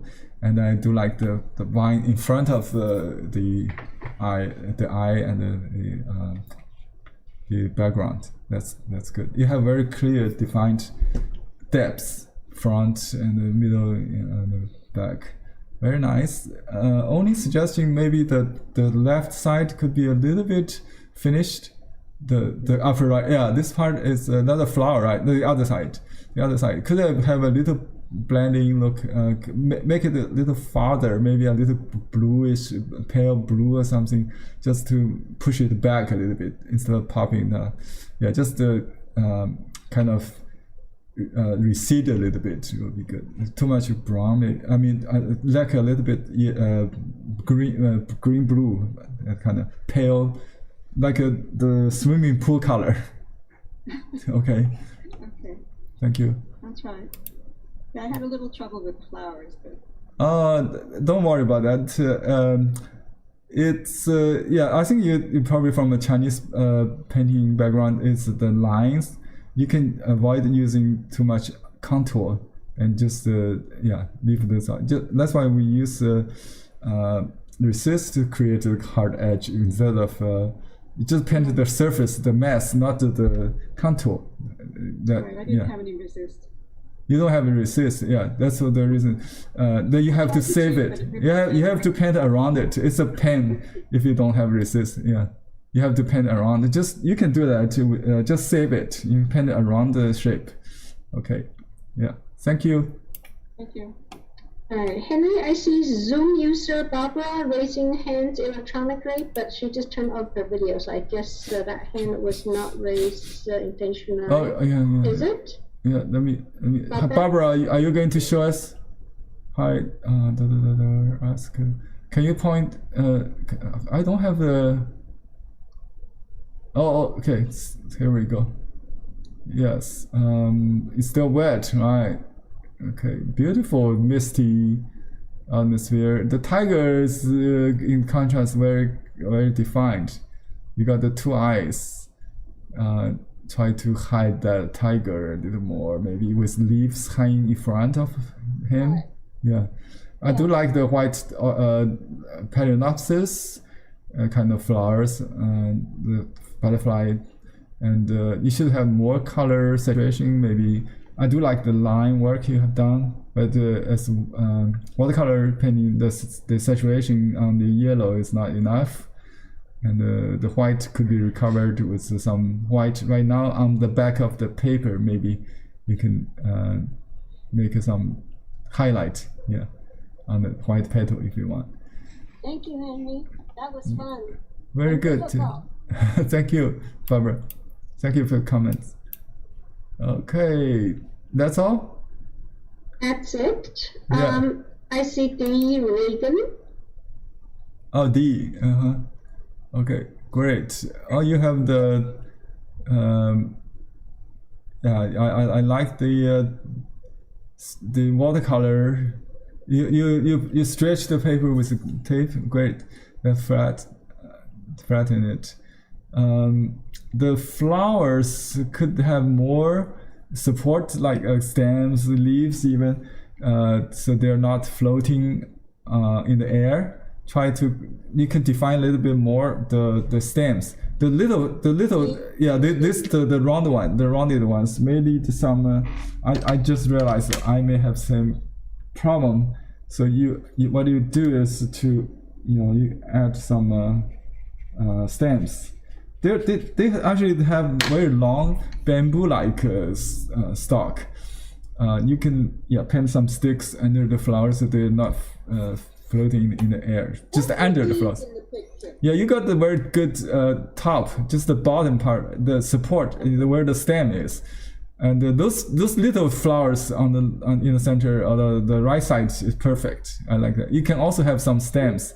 Yeah, just add some stems under that. It would create some just. And the background looks like mountain. So unfortunately, we don't have a mountain in this painting because in the landscape painting, you either paint the trees and plants as the dominant element. Forget about mountain or mountain without the trees. Yeah. So try to just try to do the jungle without. You can bring all the way, bring back all the greens just to turn it into plants, not the mountain.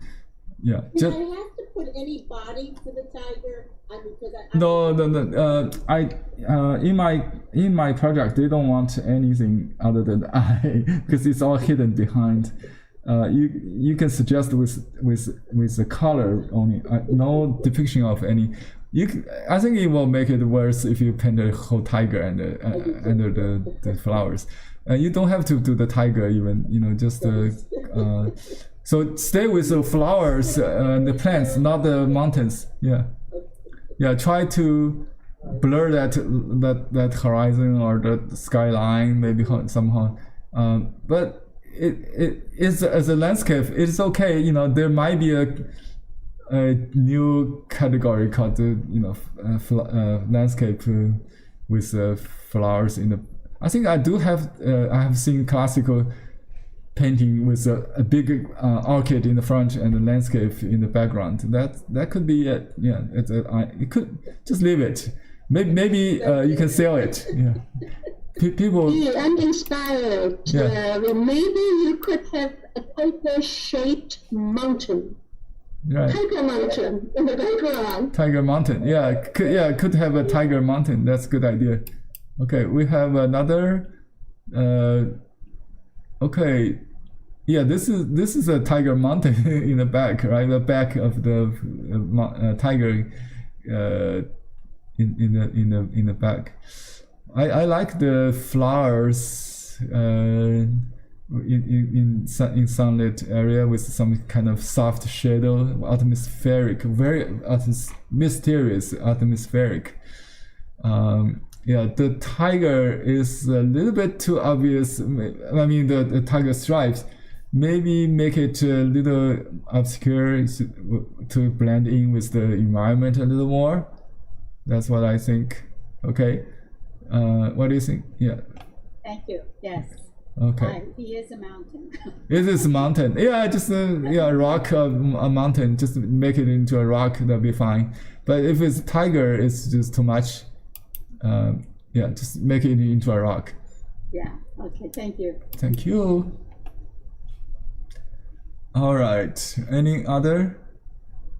Caroline, that's Caroline. Okay. So looks like we don't have any. Again, I apologize for the YouTubers. We couldn't share the screen for some reason because it's just went blank. Won't connect. After I showed the full screen, it just destroyed the setting, I think. Anyway, so that's it for today. I'll do another. One of my favorites in this series is the April with yellow flower field and the butterfly. April in month 4. Okay, yeah, that's the calendar of great. You got the card copies, Lily. If you turn March, turn to April. Is that open? Can you show us the March, Lily? Can you show? Yeah, I have a copy somewhere here. Okay, here. You can study that first as a preparation. Not March, April, the next month. Okay, if you prepare this, I want you to do a masking or use any resist. If you use rice paper or watercolor paper, this is the arches rough paper. I used the masking fluid to mask the main butterflies, and probably every butterfly. Maybe not this little one, just the most with dark and the white contrast. So I want to mask this, and then I can spray, I can splatter, I can paint with a continuous stroke without worry about the little shapes. That's how I did this. And similar to the orchid painting we did, right? It will be fun. If you could prepare the mask for next class before the class, it would be great. Any resist or masking for it to protect the white. Then we do the background and then splatter. After that, we lift we work on the butterflies. I think maybe in rice paper we have to do the butterfly first, and then I don't know how to protect those areas. Maybe we use masking tape. I don't know. We'll figure it out together next time. This is new for everybody, including myself, to paint with watercolor on rice paper. But if you prefer, you can use Western paper like this. Okay. Thank you. Jolie, how can we get the calendar? Okay, the plan for me is to go to the bank in Flushing this Friday to pick up some additional ones.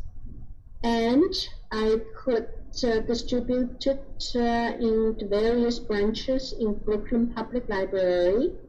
Let me know which is a convenient branch for you. Then I will contact my coworkers there to make arrangements. However, please remember that it does take a much longer time to send between branches.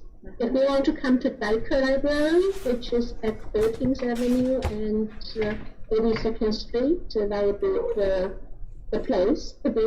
I would have a lot next week. You also can go to Borough Park, which has several. Also, Mill Basin has several already there. Additional branches will need time to get there. Again, I'm picking up this Friday, and it would take time to transfer between branches. Okay, thank you so much.